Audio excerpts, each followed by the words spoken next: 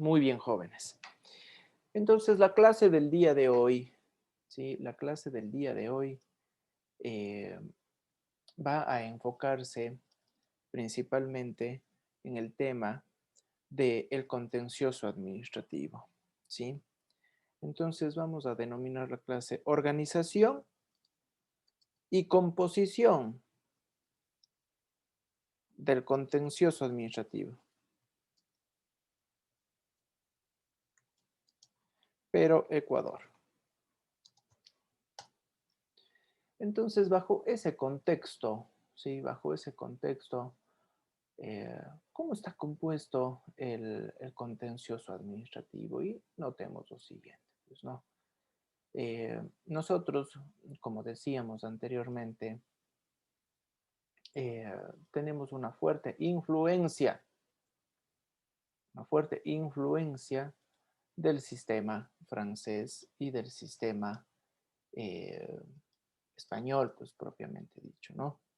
Entonces nos vamos a dar cuenta de que, como tal, el contencioso administrativo eh, va a tener un sistema híbrido como tal, pues, ¿no? Tiene un sistema híbrido.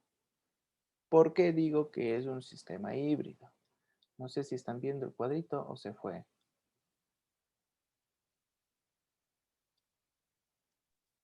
Sí, sí está, Pregunto. doctor. ¿Sí está el cuadrito? Sí, Espérense, doctor, sí, sí está. espérense un ratito.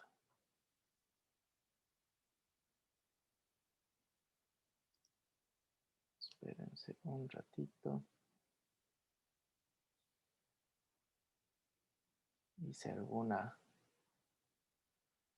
alguna cosa.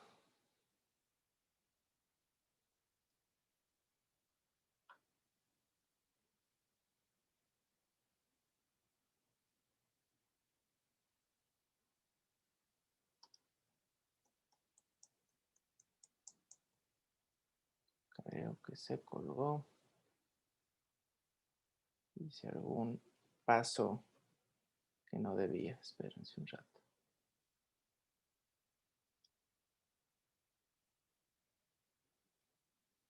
Se dejó de compartir este rato. Sí, doctor. Ya, esperen un ratito.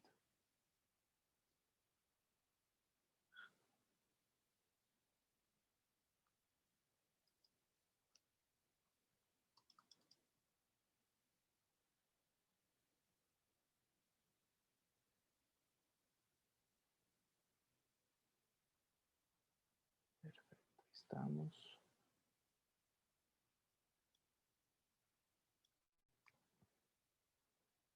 ¿Alguien sabe si es que alguien tiene Mac? ¿Saben de algún programa que haga limpieza? Limpieza. Continuamos entonces. Decíamos entonces que el contencioso administrativo y su composición tiene un sistema híbrido, pues, ¿no? Porque vamos a destacar de que el contencioso ecuatoriano concentra todo esa capacidad de la que dispone el Consejo de Estado francés para conocer exclusivamente cierto tipo de controversias en donde se vea inmiscuido el Estado con el administrado. Sin embargo, el contencioso administrativo en el Ecuador no es un órgano autónomo como sí lo es el Consejo de Estado francés. Nosotros nos hemos decantado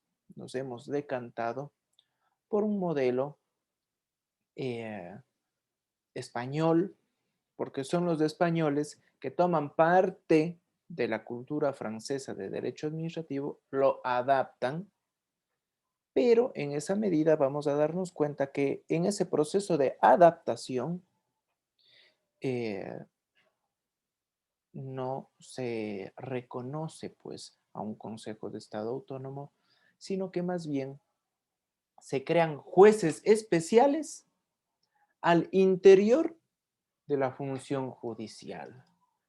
Entonces, en ese contexto, podemos nosotros decir que el contencioso administrativo no goza de autonomía, ¿sí? No goza de autonomía, como sí lo goza el Consejo de Estado. Sí posee jueces especiales, eso sí.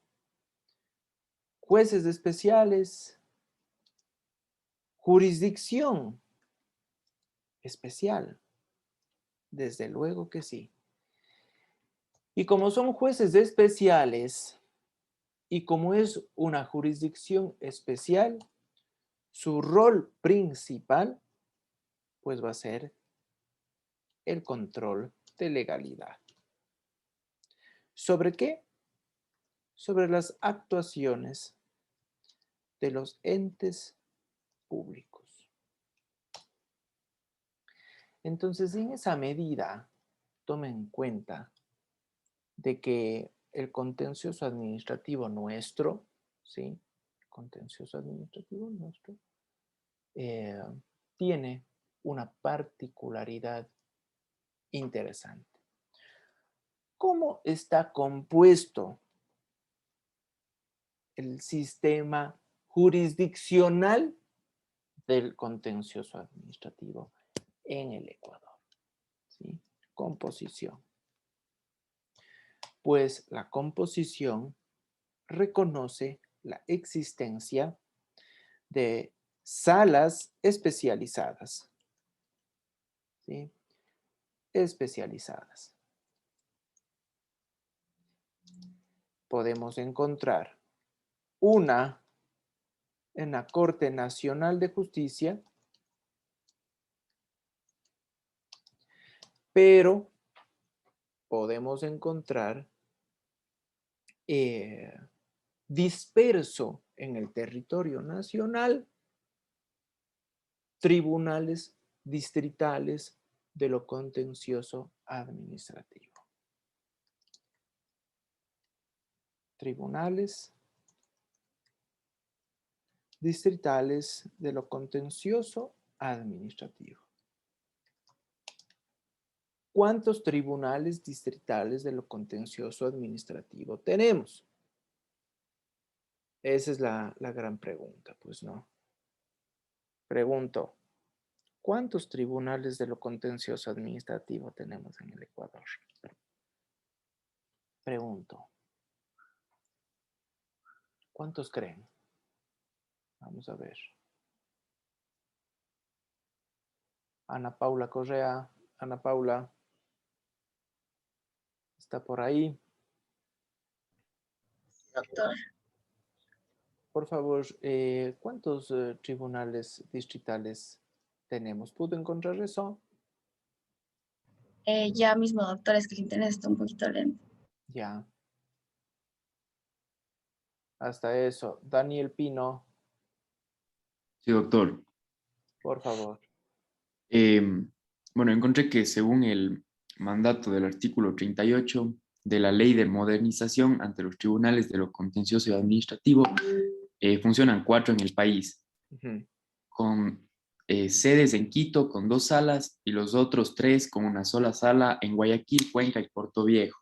Ya, correcto. Tome en cuenta lo siguiente. Dice usted bien. Sin embargo, hubo una reforma en el año 2016 en donde se modifica la estructura del Tribunal Distrital número 4, ¿no? Entonces, ahí usted va a ver de que se habla de Tribunal Distrital de lo fiscal ampliado, además, o sea, se amplía la competencia, ¿sí? Eh, e incorpora la materia administrativa. Entonces, el 4 es fiscal, pero también es administrativo, ¿sí? Entonces, tomar en cuenta esa variante. ¿Estamos, Daniel? Sí, doctor. Perfecto. Entonces, tribunales distritales de lo contencioso administrativo, tenemos en la práctica 4. Sí, vamos a poner, tenemos 4. 4 específicos. En efecto, nosotros encontramos de que esa organización, lo voy a poner aquí, está contenida en la resolución, ¿sí? En la resolución de la Corte Suprema de Justicia.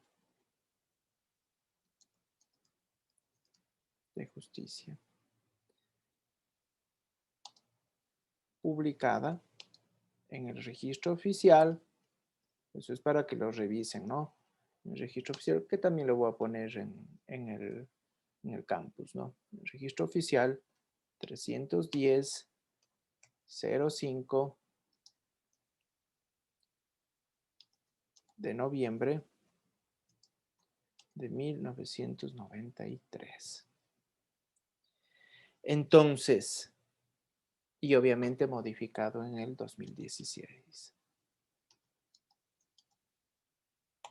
En 2016, como digo, se reforma esa composición del Tribunal Distrital de lo Contencioso Administrativo número 4. Pues no.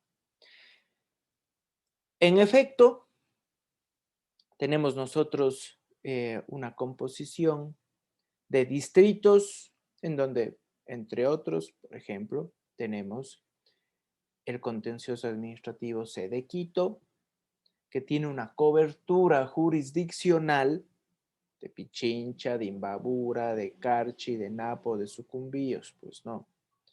¿Cuál es el que nos corresponde a nosotros? ¿Cuál es el que nos corresponde aquí en Cuenca? En Cuenca, ¿qué tribunal nos corresponde? Pues nos corresponde el Tribunal Distrital número 3, ¿sí? Número 3. Aquí es la sede del tribunal, pues, ¿no? Aquí en Cuenca, pues, ¿no? Tenemos Azuay, Cañar y Morona Santiago. Nosotros tenemos, entonces, en el tribunal número 3, ¿cuántas salas? Pregunto, ¿quién sabe? Aquí, en el nuestro, ¿cuántas salas tenemos? ¿Cuántas salas? Pregunto. Una, Una. doctor. Eso. Tenemos una sala. Tenemos una sala. Entonces, acuérdense, una sala, voy a poner aquí, una sala en la Corte Nacional de Justicia, ¿sí? En la Corte Nacional de Justicia tenemos tribunales distritales de lo contencioso administrativo, tenemos 4.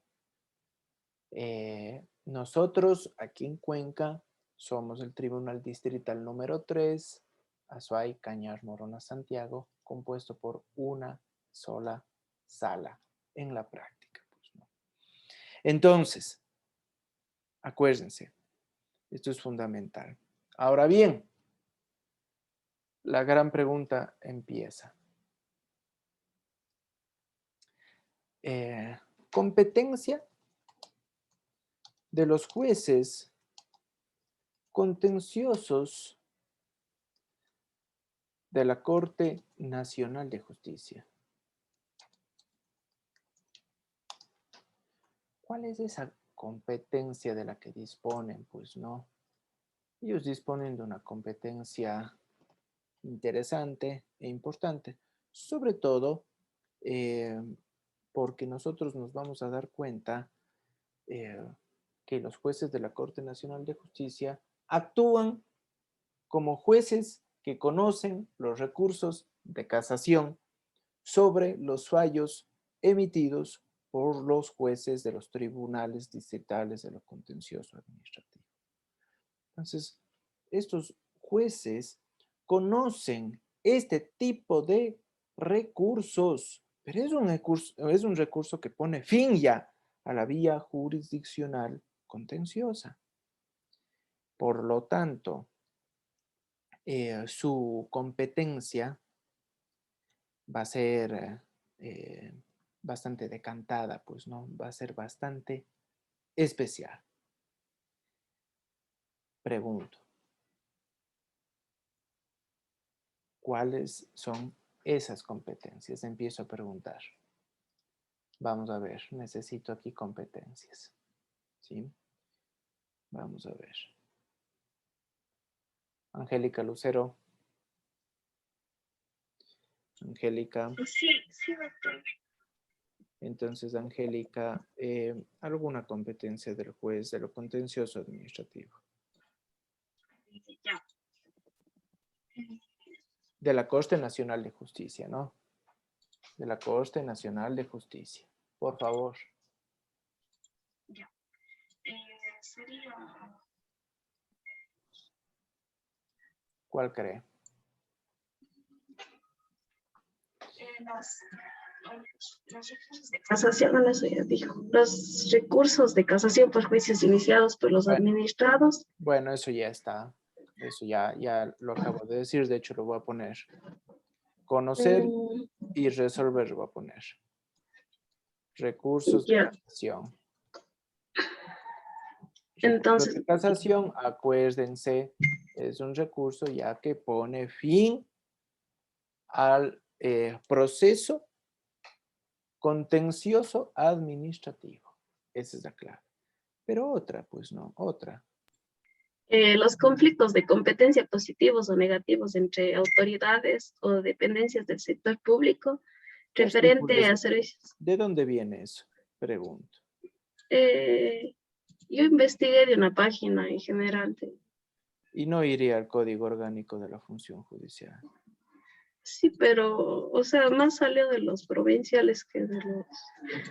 Porque, o sea, las personas que, o sea, cuando ya no se podía como que solucionar en las salas de la Corte provincial, entonces ahí va la Corte Nacional de Justicia, eso es lo que yo tenía entendido, para que ellos resuelvan. Como persona no le entendí esa parte.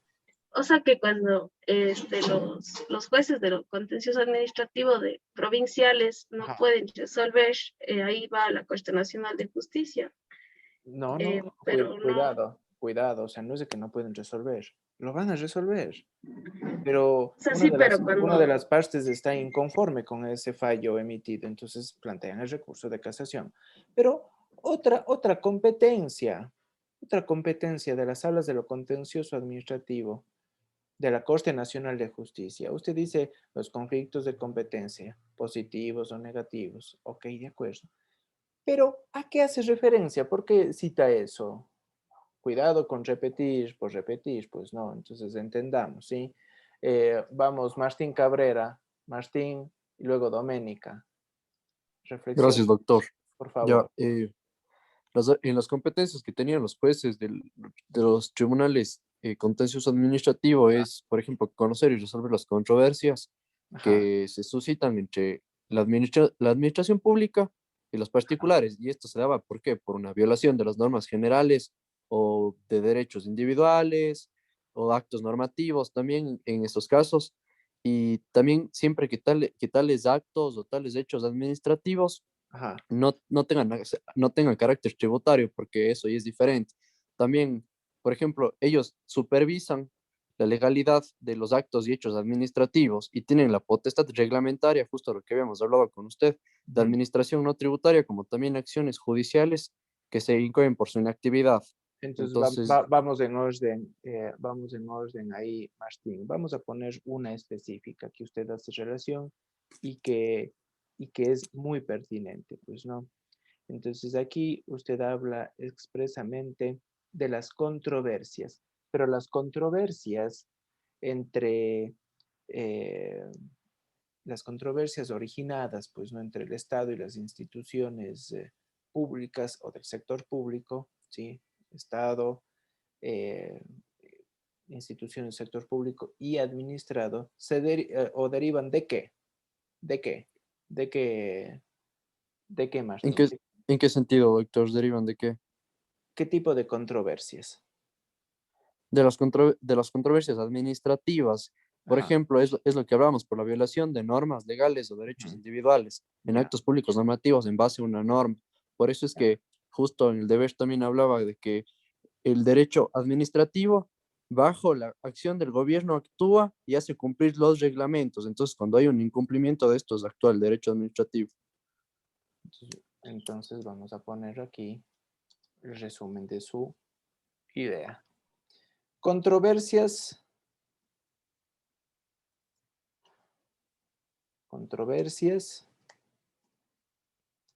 entre Estado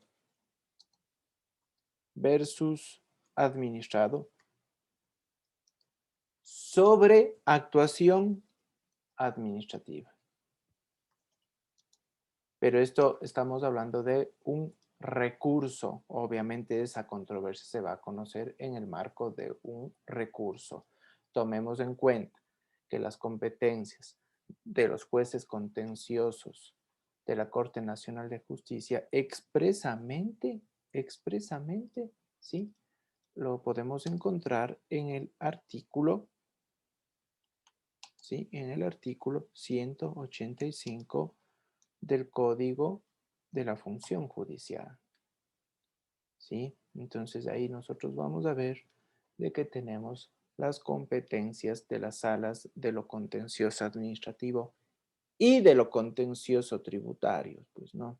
Pero expresamente la sala especializada de lo contencioso administrativo conoce, entre otras cosas, uno, los recursos de casación sobre la materia administrativa. Ojo, recursos de casación. Esta competencia es la madre de toditas las otras competencias, pues no. Recursos de casación, y voy a poner aquí con mayúscula, sobre materia administrativa. O sea, todo lo que genere la administración pública. Luego de eso, hace ese control de legalidad, además de sobre las controversias, Estado versus administración pública, sobre toda la actuación administrativa. Y cuando digo la actuación administrativa es cuando el Estado utiliza todos los instrumentos necesarios para generar interacción con el administrado. ¿Cuáles son esos instrumentos? Actos administrativos, actos normativos, contratos administrativos, sí, contratos administrativos, pero también, acuérdense, nosotros tomamos en cuenta de que sobre eso cabe un control de legalidad. Estamos, perfecto. Otra, Doménica, por favor, le veo su mano levantada. Doctor, sí, justamente yo le iba a decir lo del artículo 185, Ajá. en donde decía que la sala especializada de lo contencioso administrativo conocerá, y bueno, ahí están 8 disposiciones.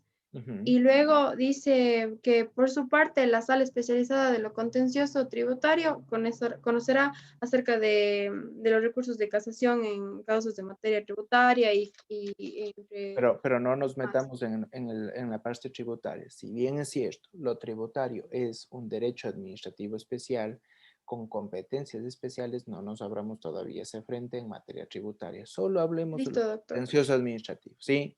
¿Está claro?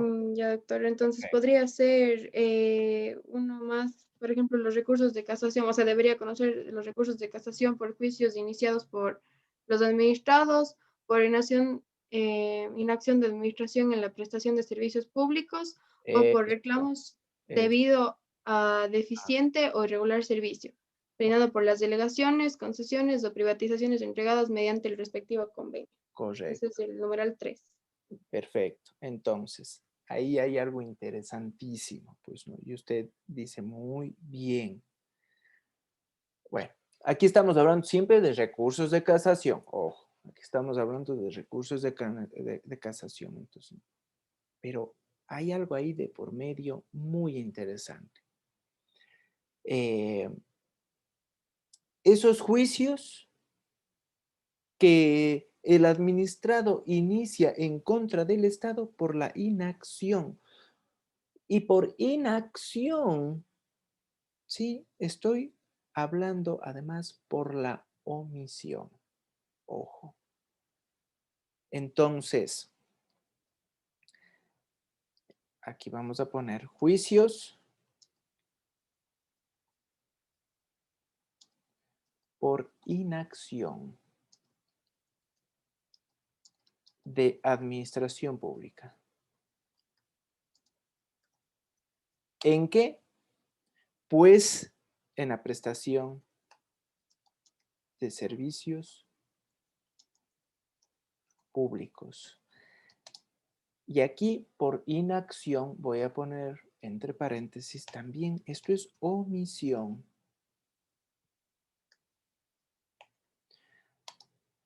Omisión. El Estado, jóvenes, es directamente responsable según nuestro ordenamiento jurídico, sea por acción o por omisión. Y cuando digo por omisión, me estoy refiriendo de que el Estado no hace lo que debía hacer.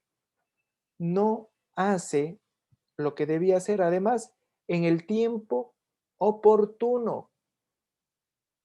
Entonces, hay una inacción, hay una omisión. Y este tipo eh, de juicios, ¿sí? Sí que va a traer consigo, trae consigo la responsabilidad del Estado. La responsabilidad del Estado. Entonces, vean ustedes, aquí el contencioso administrativo, ¿cómo va a actuar? ¿Qué va a decir el contencioso? El contencioso va a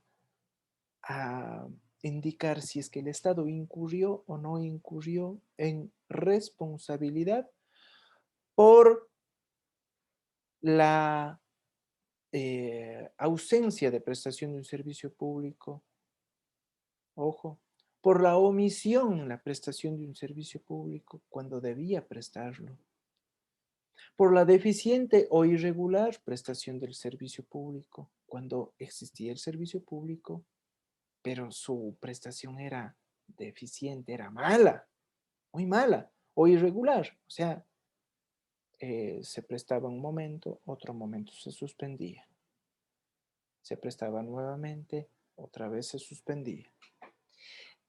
Lo que va a generar entonces, jóvenes, es que el Estado es responsable directo.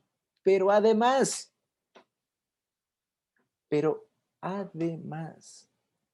y aquí esto es importante, trae consigo responsabilidad del Estado, el que genera la concesión, el que presta el servicio público mediante concesión, o sea, el concesionario también es responsable por la mala prestación, por la deficiente o irregular prestación de servicios públicos. Ojo, también el concesionario. A ver, concesionario. ¿Por qué? Porque el concesionario, a pesar que puede ser una institución privada, está realizando una prestación de servicio público a nombre del Estado. Ojo, a nombre del Estado. E inclusive, este numeral va un poco más allá, porque habla también de las privatizaciones. O sea, los agentes privados, las entidades de derecho privadas que adquirieron un servicio público, que compraron un servicio público y que están prestando un servicio defectuoso. Eso también es sujeto de conocimiento del contencioso administrativo. ¿Y por qué van a decir ustedes, pero por qué? Si ya es una institución privada. Cuidado, porque el Estado, si bien es cierto, puede privatizar un servicio público, no hay ningún problema, puede privatizar, vende. Vende la infraestructura, vende la actividad al sector privado, pero ¿de qué no puede desligarse el Estado? El Estado no puede desligarse de esa trilogía, ¿no? De la regulación, de la vigilancia y el control. Por lo tanto, si es que el Estado vende un servicio público, de acuerdo, no hay problema, pero sigue siendo corresponsable de que esa prestación que la está realizando el privado sea efectiva, sea en el marco de la regulación propuesta por el Estado. ¿Qué pasa si es que un ente privado incurre en una mala prestación de un servicio público? El Estado es corresponsable porque el Estado debía controlar, debía vigilar, debía regular de que esa actividad se la cumpla en el marco de ciertos parámetros específicos. Pero no pasó eso. Tomen en cuenta entonces ese particular que es fundamental. Ojo, ¿entendieron esa partecita? Pregunto. ¿Está claro? Alexandra, ¿está Sí, claro? Perfecto. Aquí, sumémosle una adicional interesante, ¿sí? Porque necesito que repasen todas ellas, porque solamente son 8 competencias, pues no. Pero sumémosle unita más. Y esta es interesante, pues no es muy interesante, porque habla de que eh, la sala especializada sí que conoce, además de esos recursos de casación, por causas que tengan que ver con la indemnización de daños y perjuicios.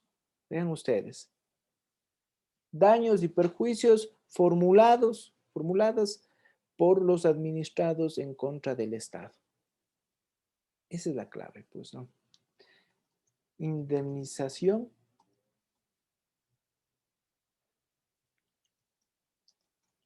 de daños y perjuicios. Administrado